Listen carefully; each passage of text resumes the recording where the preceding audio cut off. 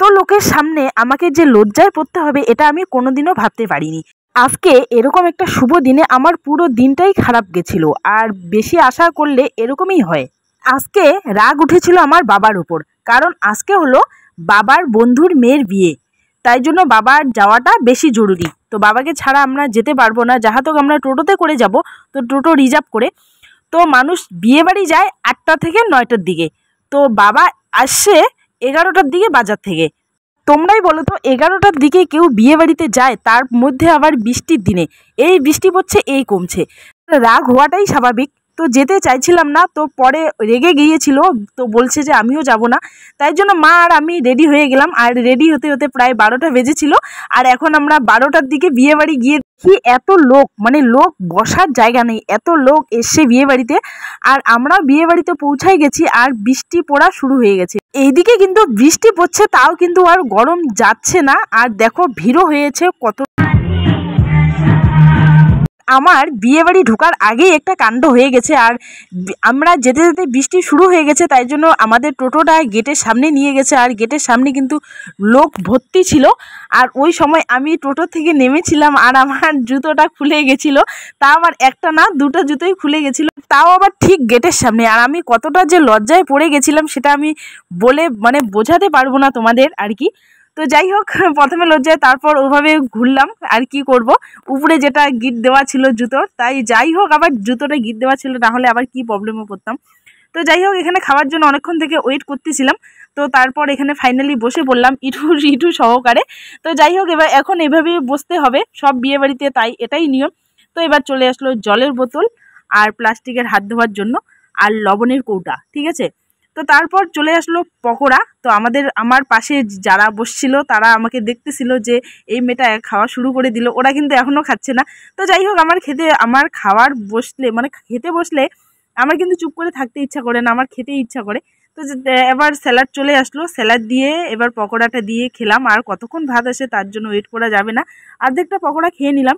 তারপর এবার চলে আসলো গরম গরম সাদা ভাত। আর আমি যেখানে বসছিলাম উপরে কিন্তু একদম ফ্যান ছিল না গাইস, অনেক কষ্ট করে খেয়েছি। তো যাই হোক, আর বৃষ্টিও পড়তেছিল কিন্তু, আর কেমন যেন একটু গরম গরম ভাব, মানে অন্যরকম একবারে। আর যাহা তো বিয়ে বাড়ি আর লোক দিয়ে ভর্তি। তো যাই হোক, এবার ডাল পড়ে গেল পাতে, আর এবার একটু লেবু দিয়ে একবারে জমিয়ে করে খেয়ে নিলাম। তো যাই হোক, লেবু দিয়ে ডাল দিয়ে গরমের দিনে এটাই হচ্ছে আমাদের বাঙালিদের খাওয়া, একদম বেস্ট খাওয়া, ডাল আর লেবু দিয়ে। এটাই চাই আমাদের গরম দিনের মানুষগুলা। তো যাই হোক, এবার চলে আসলো চচ্চড়ি। তো চচ্চড়িটা কিন্তু অনেকটা সুন্দর ছিল, হ্যাঁ ডালটাও কিন্তু অনেকটা ভালো ছিল। তো তোমরা জানোই আমার অনেকেই মানে অনেকগুলা খাওয়ার ব্লগ দেখেছো। আমি আগে একটা পদ শেষ করব, আর ওই পদটা আমি দ্বিতীয়বার নিব না। তো এই পদ শেষ করব, তারপর তার আগে দিয়ে দিল মাছ। তো চচ্চড়িটা দিয়ে আগে আমি শেষ করলাম, তারপর আমি মাছের ঝোল দিয়ে খাবো। মাছ দিয়ে গেল একটা বড় পিস, কিন্তু মাছটা অনেকটা টেস্টি ছিল, ঝোলটাও কিন্তু অনেকটা টেস্টি ছিল। তো এবার মাছটা দেখো, ও জিভে একবারে জল চলে আসছে। আর আমি ভিডিওটা 4 থেকে 5 দিন আমি পর এডিট করছি। তো এখন এডিট করতে করতে আমার মুখে জল চলে আসছে। যাই হোক, এবার মাছটা শেষ করলাম। মাছ ছিল, তারপরেই মানে পড়ে গেছিলো মাংস।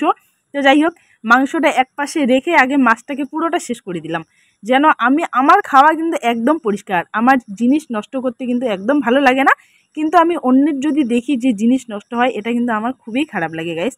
এটা আমি মিথ্যা কথা বলছি না। তোমরা যদি কেউ আমার সবগুলা ব্লগ দেখে থাকো, বিশেষ করে খাওয়ার ব্লগ বা বিয়ে বাড়ি অন্নপ্রাশনের ব্লগ, তাহলে তোমরা অবশ্যই বুঝতে পারবে।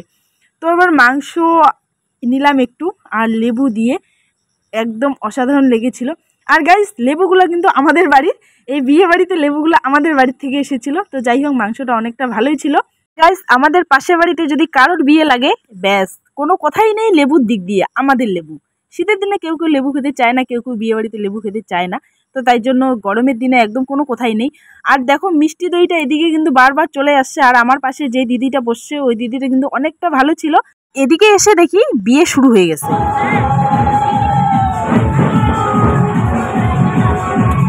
গাইস, এখন প্রায় 2টা বাজে, আর থাকতে পারতেছি না, গরমে অবস্থা শেষ।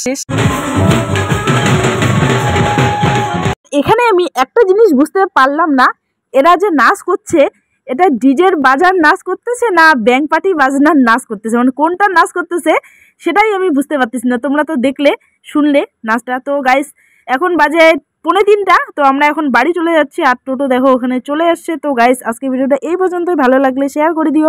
টাটা।